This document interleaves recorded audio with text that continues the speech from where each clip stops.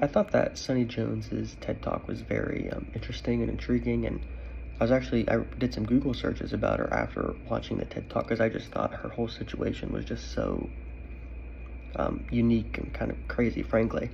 But when talking about the strategies that I have found to manage my emotions, the biggest thing is just focusing on what I can control and what I can put into a situation.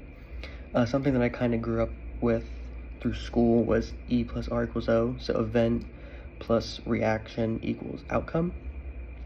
And that's something that has stuck with me, not really intentionally, but it just has, just focusing on what I can do individually, and that has really helped with my emotions, not getting too caught up in somebody else's decisions or actions or words, like just focus on what I can do.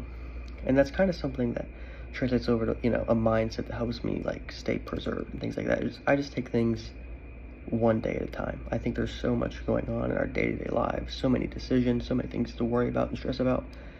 I think if you plan too far down the road or just focus on something that's down the line, I think it just adds so much more stress and unnecessary anguish to your life. So I focus on, my life in a 24-hour period.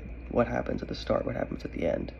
And that has really helped me just keep going at a consistent level, which is one day at a time, one decision at a time.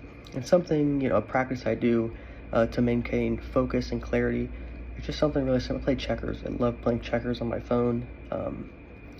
It's really kind of like, almost like a reset. I had a guest speaker in one of my classes that said something that he reset by doing. Yeah, he was able to kind of just reset his emotions by going to the movie theaters every single Tuesday, no matter what. And checkers is kind of something similar for me. It's like I can do that every single day. I can set aside 5 minutes and just like mentally reset, check out of all the other whatever's happening in the world or happening in my life, and just focus on a really simple, straightforward game for a couple minutes. And that really helps me refocus, just focus on what's important now and not worry about things that shouldn't be, taking my attention or my concern.